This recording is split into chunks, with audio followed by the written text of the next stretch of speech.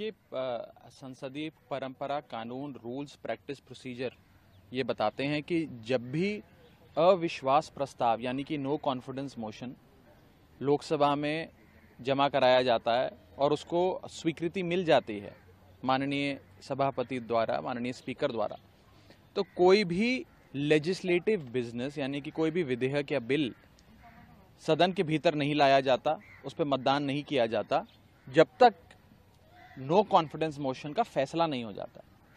लेकिन इस बार हम देख रहे हैं कि तमाम रूल्स, प्रोसीजर्स, कन्वेंशंस को ताक पे रखते हुए बिल पे बिल लाए जा रहे हैं, विधेयक पे विधेयक इंट्रोड्यूस किए जा रहे हैं और उन्हें पारित भी किया जा रहा है। ये दुखदाई है और ये सीधे तौर पे वायलेशन है संसदीय परंपरा का, संसदीय रूल्स प्रोसीजर्स का, संसदीय कानून का।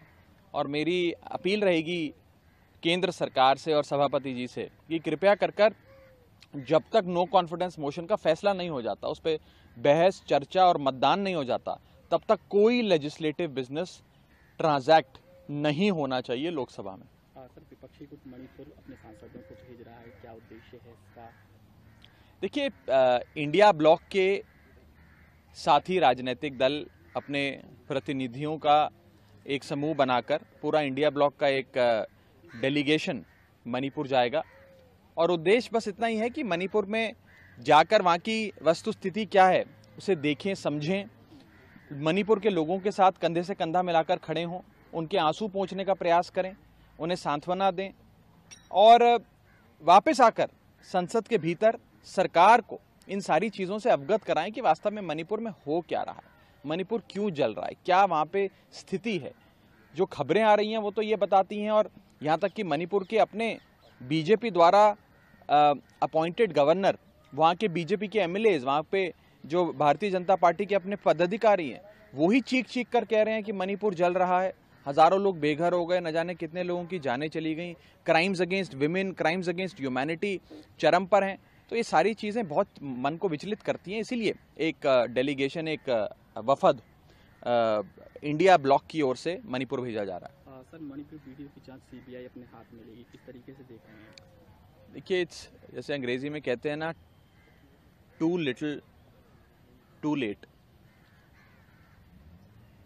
सीबीआई को जांच देना, सौंपना 80-85 दिन घटना को हो गए उसके बाद एक विषय है, लेकिन पिछले 80-85 दिन से जब से मणिपुर जल रहा है, वहां सरकार क्यों अभी तक बर्खास्त नहीं की गई? भारत के अनुच्छेद 355, 356 का पालन क्यों नहीं किया गया? और दो महत्वपूर्ण सवाल मेरे जहन में आते हैं। मणिपुर एक छोटा राज्य है जिसमें मात्र 2 लोकसभा सीटें हैं।